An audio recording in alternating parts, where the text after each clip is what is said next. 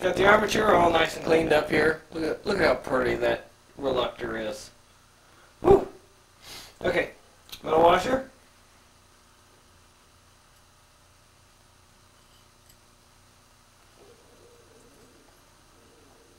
That noise was just my belly. Apparently I need to have dinner.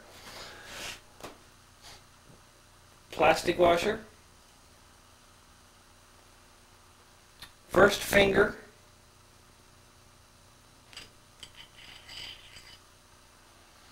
I swear to God there's supposed to be a brass washer underneath this spring. But didn't have one when I took it apart, so we're going to put it back together the way it came. Spring. Here's this other brass washer that I was expecting to see there. Another finger. Another plastic washer. Metal washer. There's my stomach again. Apparently I need to go have dinner.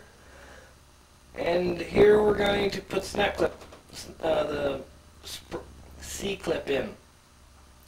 Now obviously because of this spring here, I'm going to have to push the fingers down far enough to get the C-clip into the groove. I'm probably going to have to stand in the way of the camera to do that. I'm going to try not to be in too much of the way, but we'll see how this works.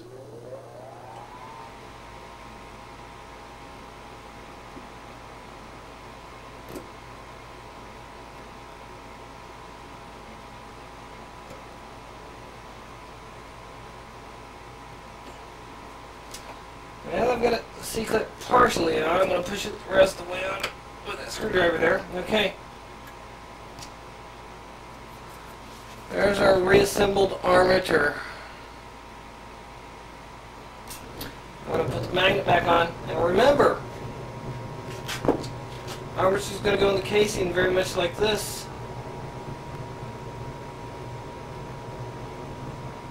These hoops here need to be pointing down.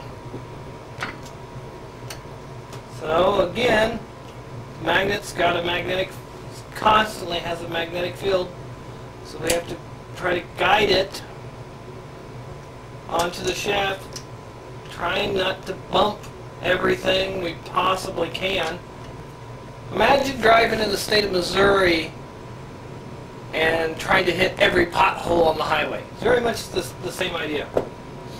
Okay, so the armature is now back with the magnet surrounding it. Oh, remember all that gear cleaning? Normally, you have to do the exact same thing to these gears here. Most of the time I can get away with taking just a washcloth, taking my thumbnail, stick it into the groove, and turning it out. And while you're turning it, you're cleaning the groove out. Sometimes that takes 2 or 3 times, because that stuff can be really caked in there.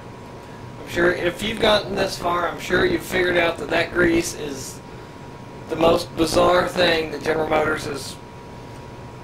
One of the craziest things GM has ever come up with is that freaky grease that they put in these motors.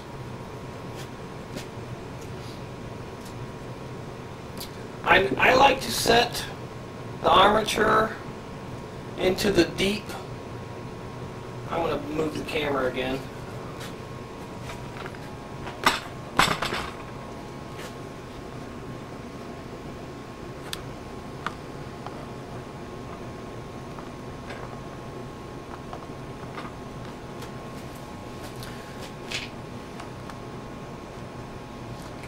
I like to set the armature into the deep casing first.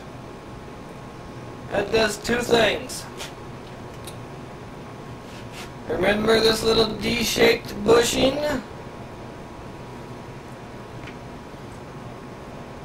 That goes right there. There's That goes right there. You've got another D-shaped bushing. It's going to go right there. There's another D-shaped bushing. This one happens to be brass. And then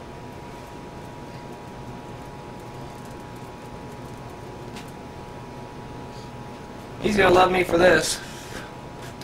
Not only do you have this brass bushing here, way up underneath there, you've got this little rubber seal that's also shaped like a D.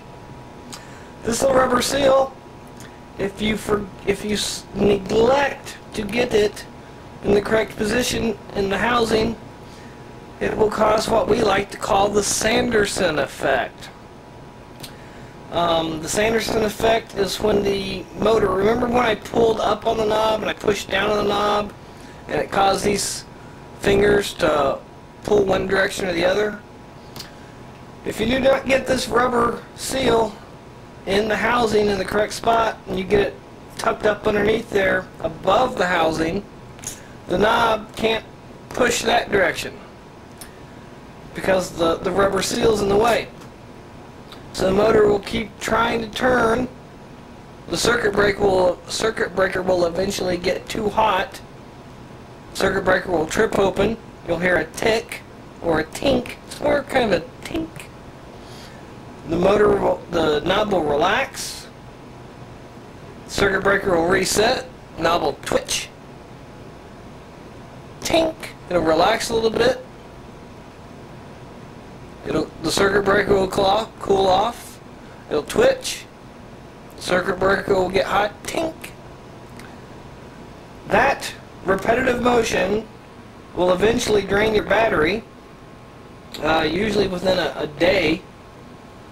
And it's also not good on the motor at all. I've seen this plastic knob melted away because it makes the motor so hot. It will also burn up the plates on the commutator. It's probably not good on the circuit breaker, but it definitely will kill your battery in short order. So you want to make sure that you get this rubber seal in the correct spot when you're putting it back into the housing. That correct spot is in this groove right here.